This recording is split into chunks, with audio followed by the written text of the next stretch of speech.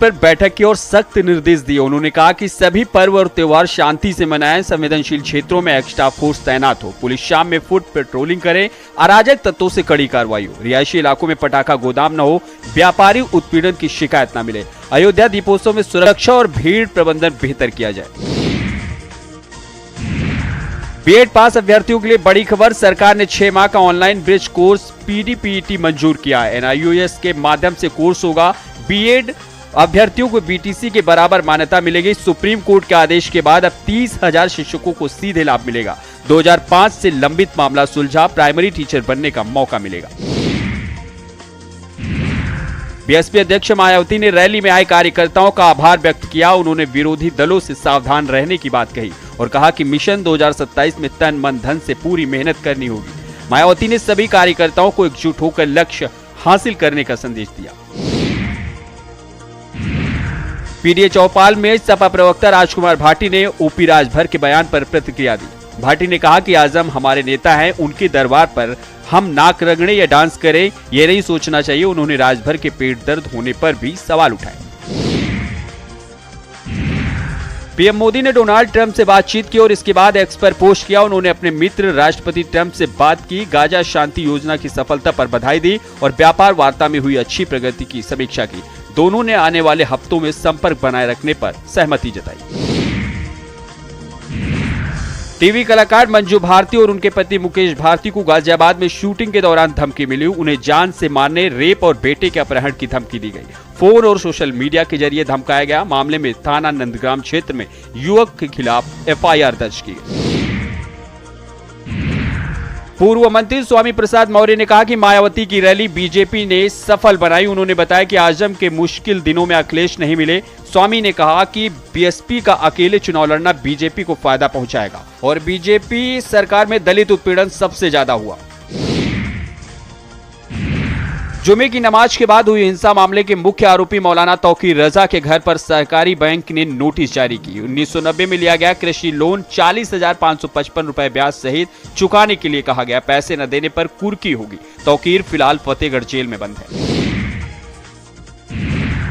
आजम खान ने कहा कि वह मायावती की बहुत इज्जत करते हैं और वह बड़े जनसमूह के नायक हैं। जरूरत पड़ने पर उनसे मिल सकते हैं, जरूरी नहीं कि कारण राजनीतिक हो। आजम ने बताया कि मायावती रामपुर में उनकी मेहमान बनकर आई थी और उनका मायावती के साथ एहतराम का रिश्ता है। उन्होंने काशी राम जी के साथ भी अच्छा रिश्ता बताया।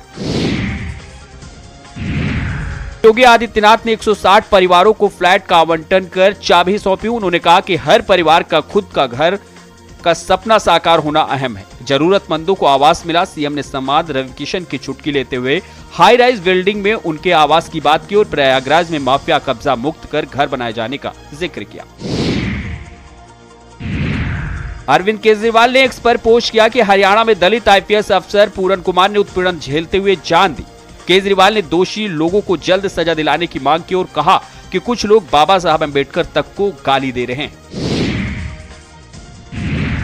सपा सांसद रामजीलाल सुमन ने कहा कि अगर वह दलित न होते तो जूता नहीं फेंका जाता। उन्होंने मुहिबुल्लाह आजम खां के मामले के ठीक होने की संभावना जताई और कहा कि मायावती को अपनी पार्टी पर ध्यान देना चाहिए।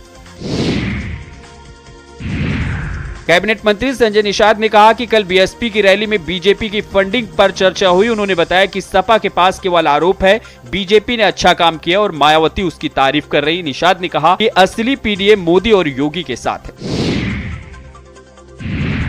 मैनपुरी सांसद डिंपल यादव ने कहा कि नेताजी को श्रद्धांजलि देने वे यहां पहुंचे। उन्होंने बताया कि नेताजी हमेशा उनके विचारों में रहेंगे। नेताजी की पुण्यतिथि पर पूरा परिवार भी उपस्थित रहा।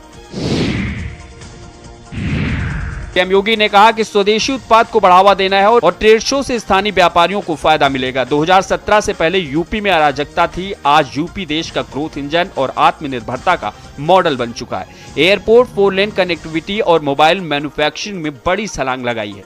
सभी को स्वदेशी खरीदने और उपहार देने की सलाह दी। पूर्व मंत्री स्वामी प्रसाद मौर्य ने कहा कि बीजेपी की सरकार में जंगल राज कायम है और अपराध चरम पर पहुंच चुका है। सीजेआई पर जूता फेंकना इसकी पराकाष्ठा है। उन्होंने बताया कि दलित समाज के साथ अभद्रता और उत्पीड़न जारी है, जो गंभीर चिंता का विषय है।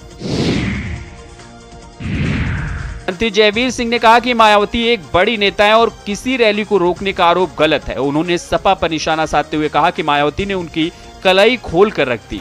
उन्होंने यह भी बताया कि बीजेपी सरकार में दलितों के लिए सबसे ज्यादा योजनाएं चलाई जा रही। गोरखपुर में सीएम योगी ने सांसद रवि किशन की चुटकी लेते हुए उनके आवास पर मजाक किया। सीएम ने कहा कि हाई राइज बिल्डिंग में आपके आवास की बधाई, बगल में जू भी और आपका घर भी। उन्होंने रवि किशन से कहा कि एक आवास आपके पास ही रहेगा, वही रहिए।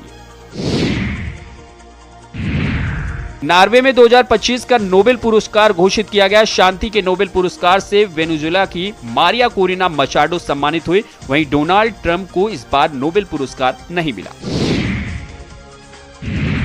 संभल जनपद महोत्सव में मंत्री अरविंद कुमार शर्मा ने कहा कि कुछ इलाकों में कानून लागू नहीं था। इन्होंने बिजली कर्मचारियों और पुलिस को दी गई चुनौती, दीपा सराय में बिजली चोरी और जिला प्रशासन के सहयोग से पकड़ी गई चोरी का जिक्र किया। लखनऊ में कांग्रेस प्रदेश अध्यक्ष अजय राय ने मायावती पर हमला किया और कहा कि वे आरएसएस के सदस्य बन गई हैं। अजय राय ने भाजपा पर शोषण और गुंडाई करने का आरोप लगाया और कहा कि कांग्रेस हमेशा दलितों के साथ है और भविष्य में भी उनके साथ रहेगी। मुरादाबाद में बीजेपी प्रदेश अध्यक्ष भूपेंद्र चौधरी ने कहा कि भाजपा विचारधारा पर चलने वाली पार्टी है। उन्होंने कहा कि भाजपा बिना भेदभाव के काम करती है और केवल विकास की राजनीति करती है। मायावती के आरोपों का जवाब सपा दे। बिहार में नीतीश के नेतृत्व में एनडीए सरकार बनेगी।